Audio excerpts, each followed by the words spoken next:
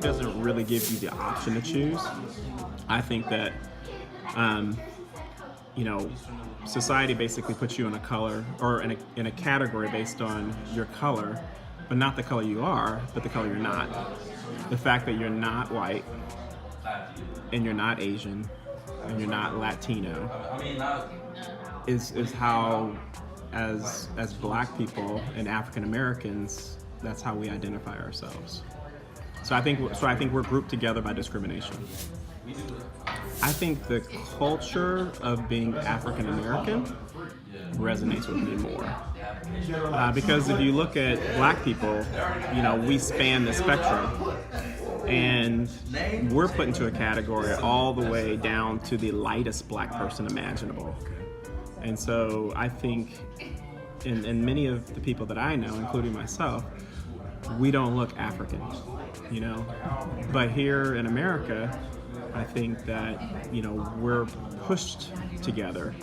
And I think that we need to band together, because if we don't, then, in those situations where we are discriminated against and where there is a prejudice based on being non-white, I think we'll be put in a situation where there's just too much complicity.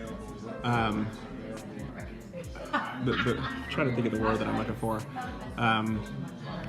Basically, where people are complicit with what's going on when we're being discriminated against, and too many people who aren't willing to stand up, that we'll be left alone without a support group. Am I hearing you correctly?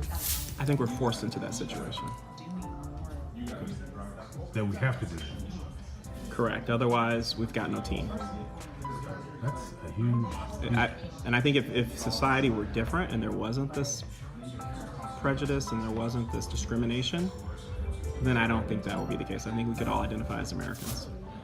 Well, I think I'm unique because, through, Ancestry.com, and then I've even gone through a National Geographic DNA study, and even looking at my ancestry and the people that I've known through my lifetime, I've got a lot of mixture in my family, and even growing up, my hair was fairly straight. I looked very Asian when I was young, but that experience through elementary school, having and growing up in neighborhoods where there were a lot of really positive role models and good friends that were African American, I found that. I've gravitated and been accepted there, whereas just through the 80s and the 70s and the 80s and the 90s, there is and I think the same thing with my parents, where we basically identified that way, even though there was a lot of mixture in our family. I don't know if that answers your question, but I'm probably 51% African in terms of my heritage, and then here in America, either you're Black or you're not. There's no, like Barack Obama was our first Black president, but he was really mixed. Tiger Woods is the first Black golfer to do the things that he did, but he's mixed. Jesse Jackson doesn't look that Black. Al Sharpton doesn't look that Black, right? But we're all African Americans, right? And it goes back to, I think, how they were discriminating against us and finding ways to prevent us from voting and prevent us from owning property. Where they identified if you had a little bit of Black in you, then you had to be considered Black. And I think it all boils down to money. It always has. Well, I think that, in my opinion, what I believe happens, and I may be wrong, but what I believe happens is that the playing field, I think that when you walk into a meeting and you're Black, the perception is that you are, there's a stereotype that you walk in with until you prove it wrong. So once you open your mouth and you speak well, then you go up a notch. And once you show that you've been educated, then you go up a notch. And once you show that you know things, you go up a notch. And you go up enough notches until you hit a threshold. And if you can hit that threshold, then you're respected. Whereas I feel like if you're a white person and you go into that same meeting, then they assume the best until you open your mouth and you go down a notch. Or you don't know something and you go down a notch. And maybe you've got a bad resume and you go down a notch until you go below a certain threshold, and then you're not qualified. So I think that's a challenge. I think that, with that said, then it's harder for us because we're walking in to a situation where, we're expected to be a certain way until we prove that we're not, which is really unfair because it doesn't give us an opportunity to be who we want to be. We have to fit a certain mold. And if we fit that mold, then we can be successful.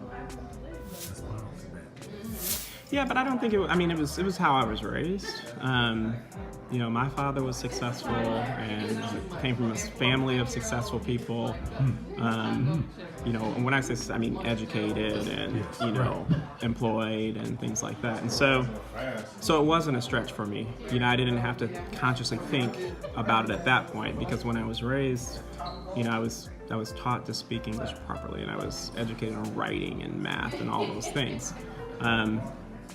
And so I guess essentially I was fully assimilated into the American way and into the professional culture. But I think if someone doesn't have that and they don't have that foundation and they didn't do what they needed to do while they were going through school, then I think it's something that they have to do to catch up. So I think that it's a sense of family and a sense of soulfulness and spirituality. I think that many cultures are more loving and more family focused than Americans. And I think that even when it comes to Mexicans, they typically allow their children to stay in their home until they're married. And they have a strong sense of family and a strong, loyalty to their parents and to their religion. And I think the same thing, from what I know about the African culture, will be very similar. This sense of, this faithfulness to your family, this faithfulness to your community, and not always putting money first. And I think that, the capitalistic society we live in here in America, does the opposite to our families. And so I'd say that, that sense of family would be the thing that I would resonate the most with. But I'm not that familiar with African culture. But just from what I see within the African American community, that's what I resonate with the most.